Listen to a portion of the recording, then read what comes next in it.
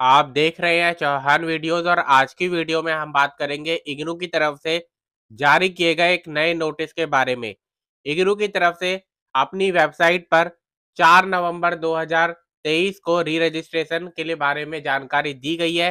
तो सबसे पहले तो ये जान लेना जरूरी है कि री रजिस्ट्रेशन क्या होता है, कौन करता है, कौन से स्टूडेंट ऐसे हैं जिनके लिए करना जरूरी है और कौन से स्टूडेंट ऐसे हैं जिनको री रजिस्ट्रेशन करना जरूरी नहीं है। तो आज की वीडियो काफ़ी इंपॉर्टेंट होने वाली है। आप इस वीडियो को पूरा ज़रूर देखें और अंत तक देखें। अगर आपने अभी तक मेरे चैनल को सब्सक्राइब नहीं किया है, तो आप चैनल को सब्सक्राइब भी ज़रूर कीजिए।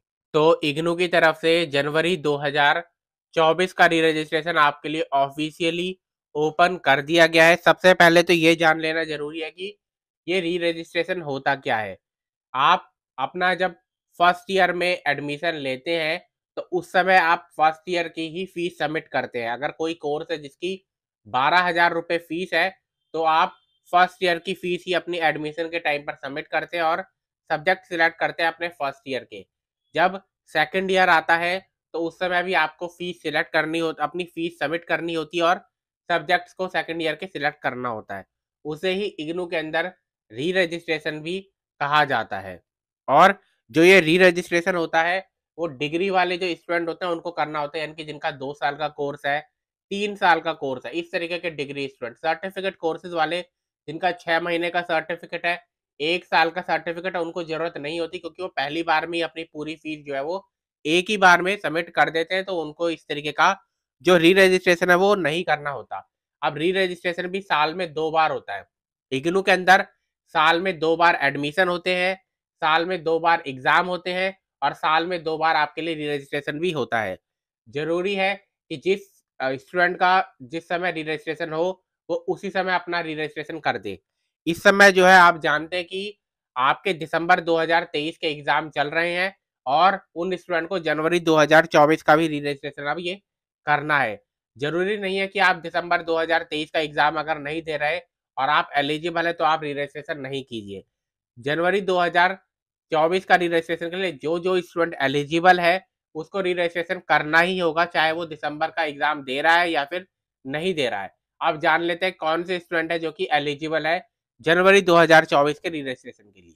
सबसे पहले अगर आपने जनवरी 2023 में एडमिशन लिया था, यानी कि फर्स्ट ईयर में आपने एडमिशन लिया था किसी डिग्री कोर्स में, चाहे बीए हो, बीकॉम हो, बीएससी हो, एमए हो, एमकॉम हो या फिर एमएससी हो, तो जनवरी 2023 में अगर आपने फर्स्ट ईयर में एडमिशन लिया था, तो अब आपको जनवरी 2024 में सेकंड ईयर की फीस सबमिट करनी होगी और सब्जेक्ट सिलेक्ट करने होंगे।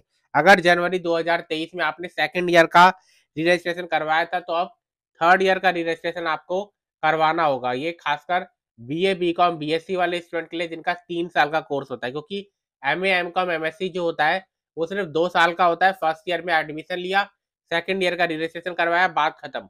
लेकिन जो बीए, बीकॉम, बीएससी के होते हैं वो 3 साल होता है उनका। तो फर्स्ट ईयर में एडमिशन लिया, फिर सेकंड ईयर का रजिस्ट्रेशन करवाया, फिर 1 साल बाद थर्ड ईयर का रजिस्ट्रेशन करवाया। 3 साल में उनका जो कोर्स है वो पूरा कंप्लीट होता है।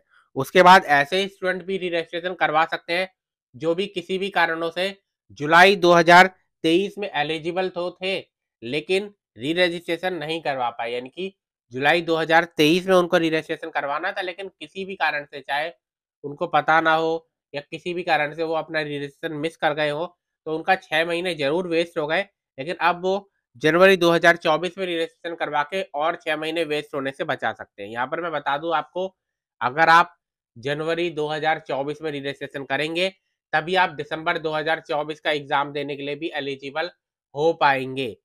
इसी तरीके से जिन्होंने जुलाई 2023 का रजिस्ट्रेशन करवाया था, वो जून 2024 का एग्जाम जो है वो दे पाएंगे। लेकिन अगर आप एलिजिबल थे जुलाई 2023 का रजिस्ट्रेशन करवाने के लिए, आपने नहीं करवाया, तो आप फिर जून 2024 का एग्जाम नहीं दे पाएंगे। अब आप जनवरी 2024 का रजिस्ट्रेशन करवाएंगे, तो आप दिसंबर 2024 का, यानी कि 1 साल बाद अपना जो एग्जाम है उसको दे पाएंगे। इसलिए जरूरी है कि रजिस्ट्रेशन जिसका जब होता है, जो जब एलिजिबल होता है, वो अपना रजिस्ट्रेशन पूरा कर ले। वैसे इग्नू अभी आपको 2 से 3 महीने का पूरा समय देगा कि आप अपना रजिस्ट्रेशन करवा पाए, तो इसलिए अपना रजिस्ट्रेशन आप जरूर करवा लें। तो आज की वीडियो में इतना ही।